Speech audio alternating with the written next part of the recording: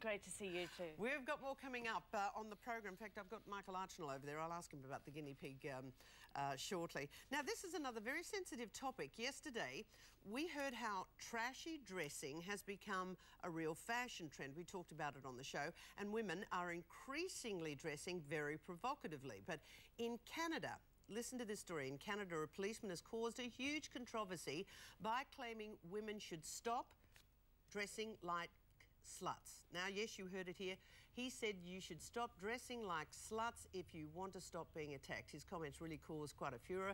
And there is a movement now called the Slut Walk. It's been started, protests around the world, and one, in fact, planned for Australia. So, I ask you, give us your view, are women partly to blame for violence against them if they're dressing too trashy? This morning, commentator Katherine Feeney joins us. So, good morning, Katherine. Great to talk to you this morning. Oh, good morning, Kerri-Anne. Great to be here. Well, in Australia, are you going to, it's always hard to say this word, but are you going to join the Slut Walk? Look, Kerri-Anne, I actually am proud to say that I am a slut in the context of this discussion.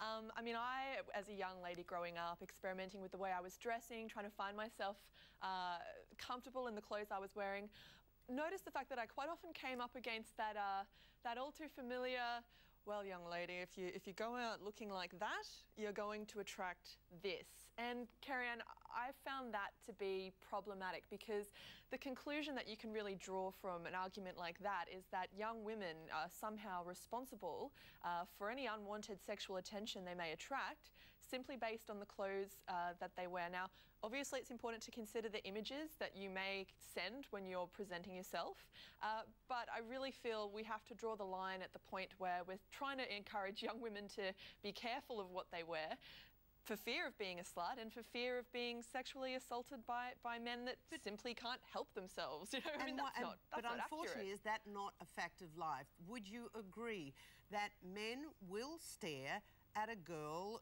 who is wearing a very, very, very, very short skirt and her boobs are hanging out? Will they look?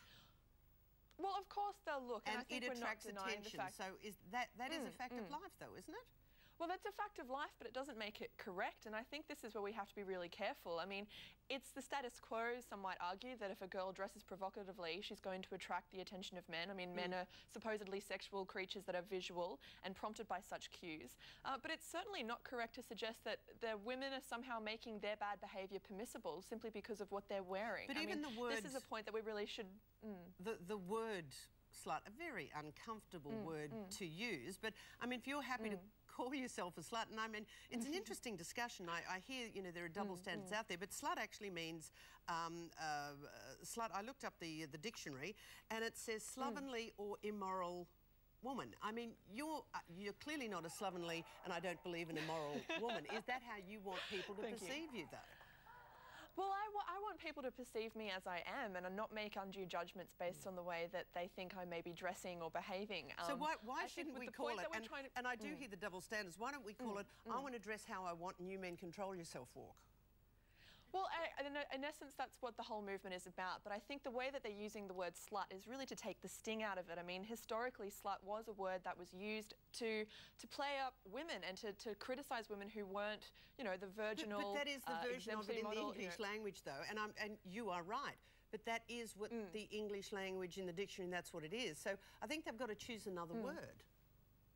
Well, I don't think so, Kerri-Anne, because I think, in as much as I agree with where you're coming from, there's a history of words that have been used for one thing in the past and have somehow been corrected or reclaimed. I mean, if we look at the word queer, the gay and lesbian community have really reclaimed a word that was quite derogatory and quite offensive and made it, force people to question what it is they're using this word for, what it is that word is really trying to say. But slut was always that word and that meaning, and I think it always will be. And look, I'm getting you double, there are double standards out there. But I'd hate to see young girls. So are you going to participate in this slut walk?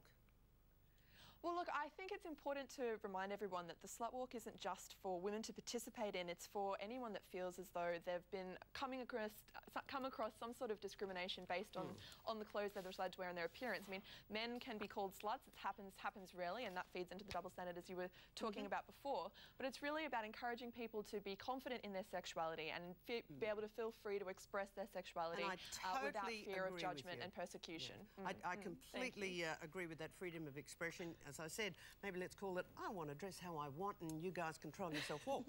Katherine Feeney. Well, it's a good discussion to have, exactly. It is, and that's what we're here for. Katherine, always great to talk to you. Good morning.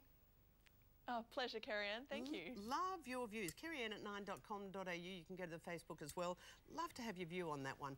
But as we move on, we all have to work to survive. Some people might find their jobs a little boring. Careers are, and there are careers that are anything but. There's car spies to worm pickers. Some fell into